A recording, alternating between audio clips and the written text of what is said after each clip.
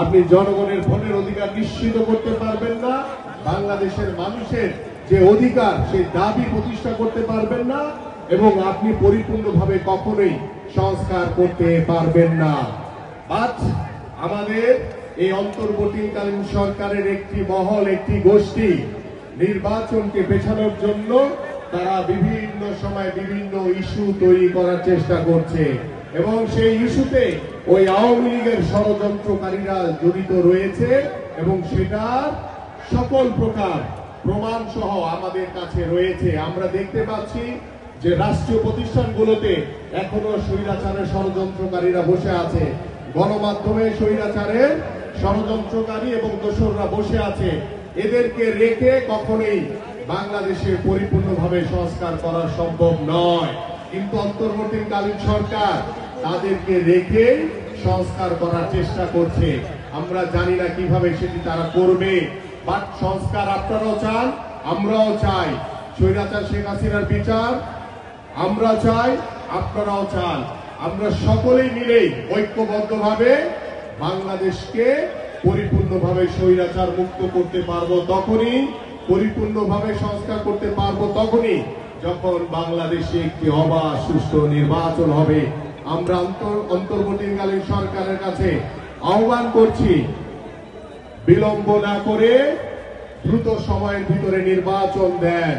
নির্বাচন দিয়ে জনগণের সরকার প্রতিষ্ঠা হোক, এবং সেই জনগণের সরকারই একমাত্র সকল রাষ্ট্রীয় প্রতিষ্ঠানগুলোকে পরিপূর্ণভাবে সংস্কার করতে পারবে, পরিপূর্ণভাবে বাংলাদেশে গণতন্ত্র প্রতিষ্ঠিত হবে, এবং বাংলাদেশের মানুষের যে অধিকার, যে দাবি, সেটা পূরণ করতে সক্ষম হবে। আমি আমার বক্তব্য দীর্ঘায়িত করব না।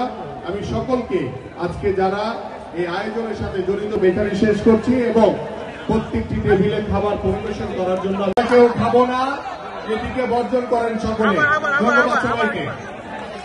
সবাই ফেলে দেন এটা, এটা আমরা কেউ খাবো না। ইসরায়েলি পণ্য, আমরা এই ইসরায়েলি যে স্প্রাইটটিকে এখানে দেওয়া হয়েছে, এই ইসরায়েলি পণ্যটি আমরা সকলেই ফেলে দেই।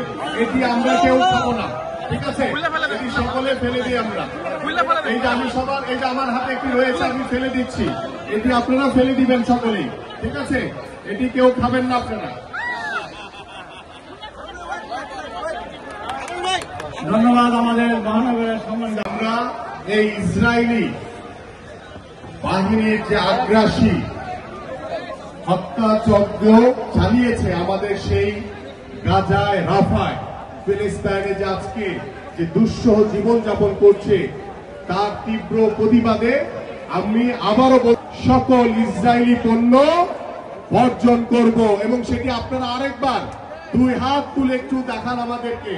আবার সকলে দুই হাত তুলে আমরা তীব্র প্রতিবাদ জানাই যে আমরা ইসরায়েলি সকল পণ্য আমরা বর্জন করব।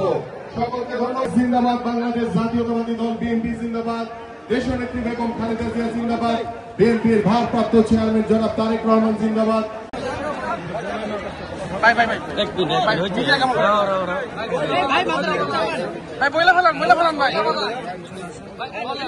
আমি এই যে ইসরায়েলি যে পণ্যটি রয়েছে, এই পণ্যটিকে আমরা আজকেই এখান থেকে বর্জন করা শুরু করলাম। আমরা আর ইসরায়েলি কোনো পণ্য ব্যবহার করব না। অনুরোধ করছি, আপনারাও ফেলেন, আপনারাও ফেলে দেন সকলে, ঠিক আছে? আজকে থেকে বয়কট করা শুরু হলো। ধন্যবাদ সবাই।